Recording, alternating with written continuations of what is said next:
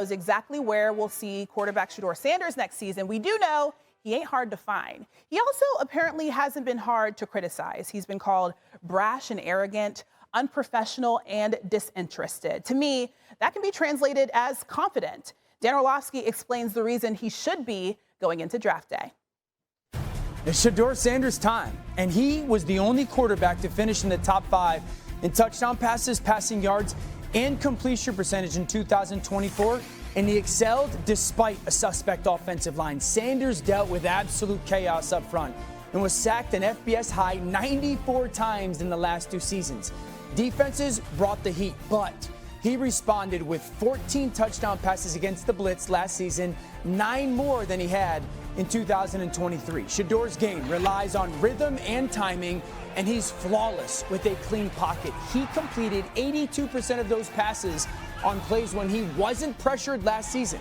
Best in the FBS and the only quarterback over 80%.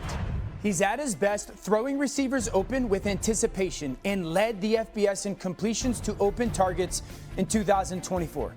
With solid offensive line play, Sanders will be the ultimate point guard in the NFL.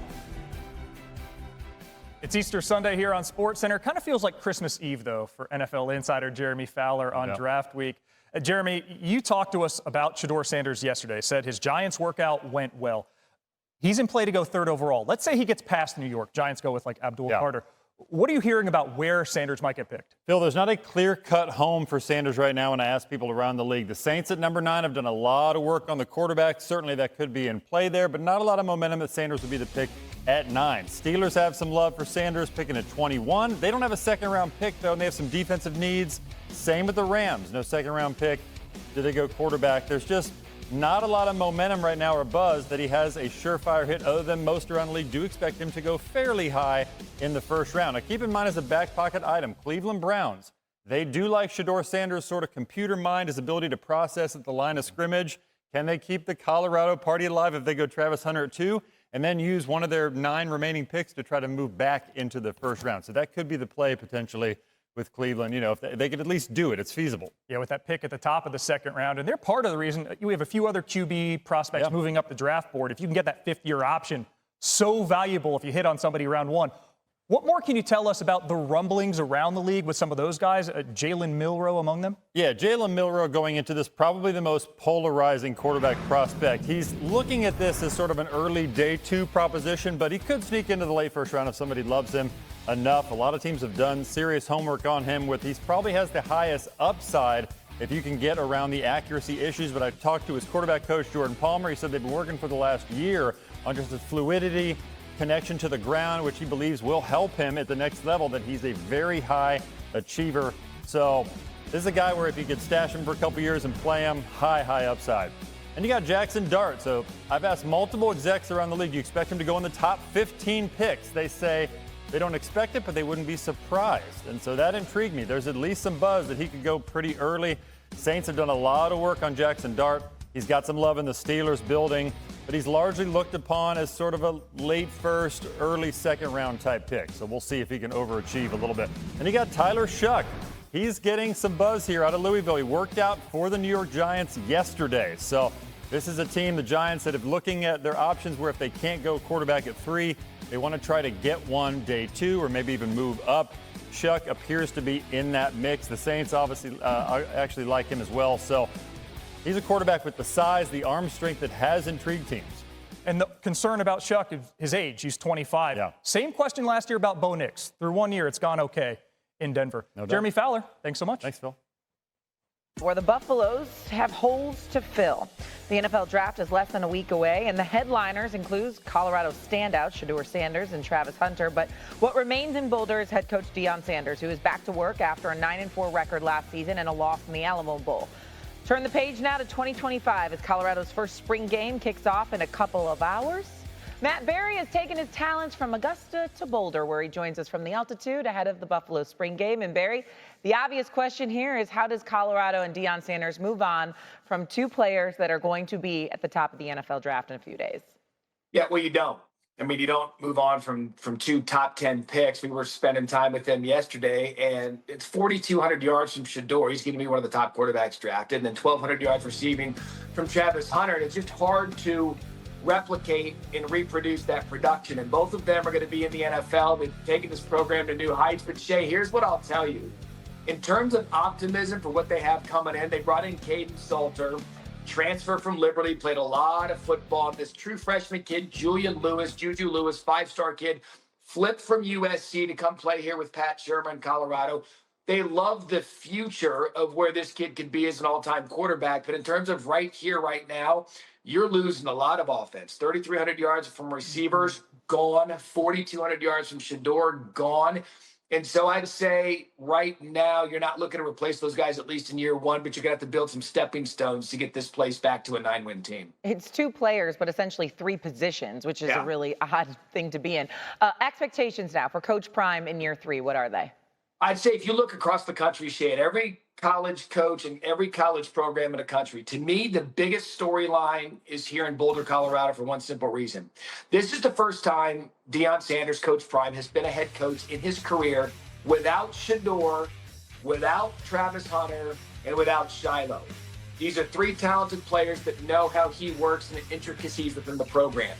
We are going to know in college football 2 things. 1, what kind of program he's building here in Colorado without those 3 guys. And 2, what kind of head coach is Coach Prime without Shedeur and without Travis? This isn't a knock on the guy. He's one of the most brilliant marketers in college football. He took a 4-win team into a 9-win team a year ago. But what is he building, and who is he as a head coach for the first time in his career without his 2 favorite players in Shedeur and Travis Hunter? And to me, that is absolutely fascinating because he has been the epicenter of college football coaching conversation, the epicenter of college football really in Colorado since he got here 2 years ago. Year 3, it's legitimately a reset for him. That talent is gone. Who is he building? What is he building for a program here in Boulder? And how can he replicate the success he started building a year ago? To me, it's fascinating. We're going to find out who he is, and what this program is coming this fall without Shedeur and Travis Hunter. I mean, Deion Sanders, they were a win and some help away of going to the Big 12 championship game last year. They got the win. They didn't get some help. They were right there knocking on the door. Speaking of needing some help, I mentioned you were in Augusta at the Masters. Now you're there in Boulder. It is snowing today. Did you bring the parka? I mean, how are we preparing for such a weather change? I drove in a snowstorm from Denver to Boulder yesterday, about 4 to 5 inches. I was just with azaleas and sun in Augusta, Georgia, and now I've got winter weather gear again for today's game with Holly Rowe and Dustin Dvorak. I'm not programmed to do stuff like this. Let me tell you, I feel terrible for you. Let me tell you, I really do. I'm going to sit here and think about how sorry I feel for you for a very long time, Matt Berry. Enjoy the game. Thanks, Shay. On SportsCenter, of course, the NFL draft is 5 days away.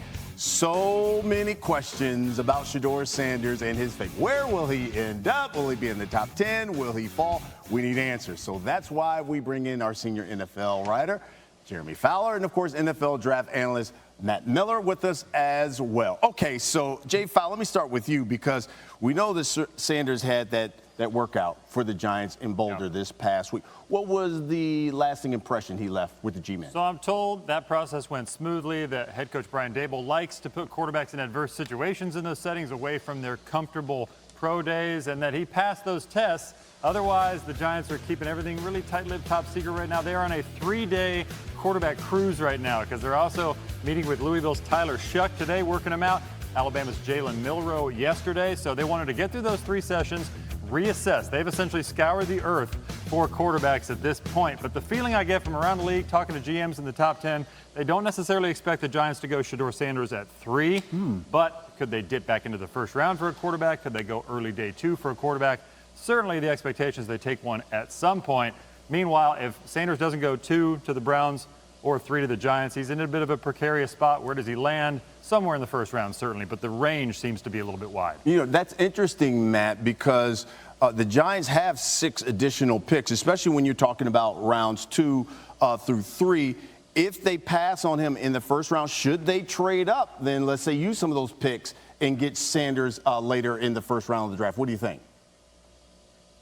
Absolutely, they should. I think that is the move. And I think that's why we're seeing them, as Jeremy said, they're on this quarterback tour right now. These are quarterbacks that are expected to go in the early second round. So they are guys that you would like to trade into the late first round to get the fifth-year option on. So I look at that and say, yeah, that is the way to go. If you can walk out of this draft with Abdul Carter, my number 1 overall player at pick number 3, and then you can trade back up into the late first round for Shador Sanders, I think that is a huge win for Brian Daboll. It's a huge win for the New York Giants. Now you have that rookie quarterback. You have the quarterback of the future, but there's not as much pressure to play him early on because he's not the number 3 pick. Now he's maybe the 26th or 27th pick. That's a much better situation for everyone involved. You know, interesting, Jeremy, is that Jackson Dart surprisingly removed his name from the list of attendees now attending the draft. So now all you have is Cam Ward and Jalen Milroe, who will be really the only QBs there in Lambeau for the draft. What are we hearing about Dart and maybe him making it in the first round? Yeah, Brian, it's funny. I've asked multiple teams, do you expect Jackson Dart to go and say the top 15 picks? And they all say the same thing. I don't expect it, but it wouldn't shock me either. So there is a lot of buzz around him, but where does he land is the issue. New Orleans Saints have done a lot of work on Dart, but picking number 9 would probably be a bit rich. Pittsburgh Steelers, the belief is that they like Jackson Dart as well, but they don't have a second-round pick. So a lot of balls in the air for Dart, but he is well-liked. He's going to go somewhere fairly high. And then you got Jalen Milroe, probably the most polarizing quarterback in the entire draft. High upside. So the expectation with him is that he could slide into the late first, but he's probably more of a day 2 pick at this point. I did speak with his quarterback coach, Jordan Palmer, who said that for the last year they've been working on fluidity of movements, connection to the ground, which he thinks will help his accuracy at the second level. He called him a big-time learner and an overachiever, which is what you want out of a quarterback. Yeah, absolutely. Let's talk about those guys. Matt, what about Dart and Milroe? What do you think would be the biggest teams would fill their needs, you think, with those two quarterbacks?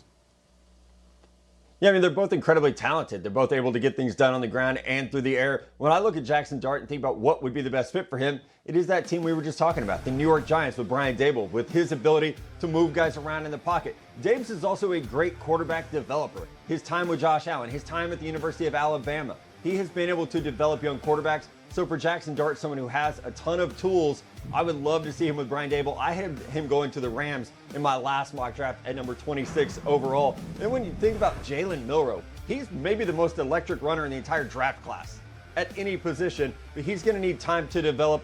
I like him to the Pittsburgh Steelers. I would prefer him to go there in round 3. Unfortunately, I don't think he makes it that long for the Steelers. His name is one of the hottest in the league right now, but an offense, again, where he can sit and learn. The potential for him is the highest of any quarterback in this class, but he's going to need time to get some of that work done that Jeremy was mentioning, reworking those mechanics, learning how to be where his feet are a little bit better. Yeah, by the way, folks, you can read more of Matt and Jordan's rejoint article on draft need versus value on .com. That's Matt Miller, that's Jay Fowle. Hôm nay mình sẽ hướng dẫn các bạn cách làm một chiếc túi xinh xắn bằng len cho búp bê nha. Nguyên liệu mình cần có chính là len. Mình sử dụng 2 màu sắc như thế này để làm nha mọi người. Trắng và xanh sẽ kết hợp lại với nhau nhé. Kim móc len này. Kéo. Rồi bây giờ mình sẽ bắt tay vào làm. Mình sẽ sử dụng cái phần len trắng trước đi. Gỡ len này ra để dùng nha mọi người.